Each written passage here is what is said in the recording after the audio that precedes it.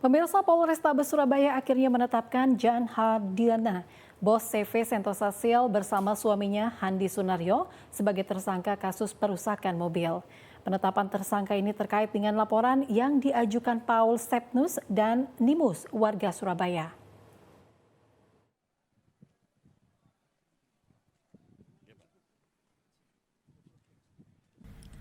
Lolos dari kasus penahanan ijazah, bos CV Sentosa Seal, Jan Hardiana, akhirnya terjerat kasus perusakan mobil yang dilaporkan Paul Stepnus dan Nimus, warga Surabaya.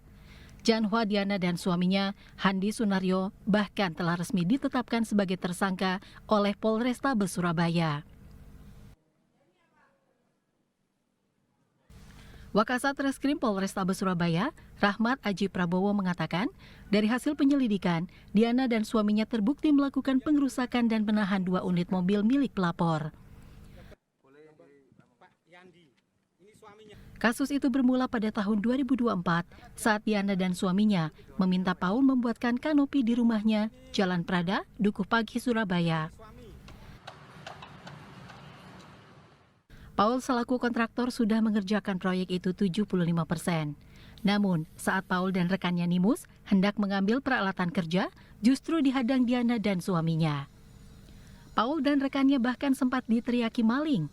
Situasi semakin memanas ketika Diana kemudian menginstruksikan anak dan karyawannya untuk merusak kedua mobil yang digunakan Paul dan Nimus.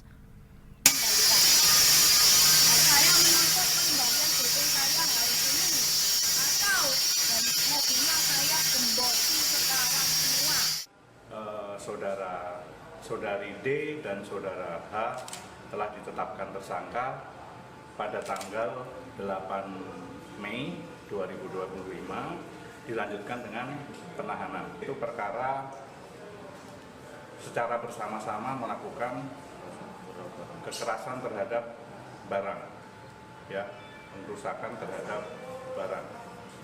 Jadi untuk motifnya berawal dari pelapor adanya hubungan kerjasama pembangunan kanopi, ya, dari pelapor dan terlapor atau tersangka.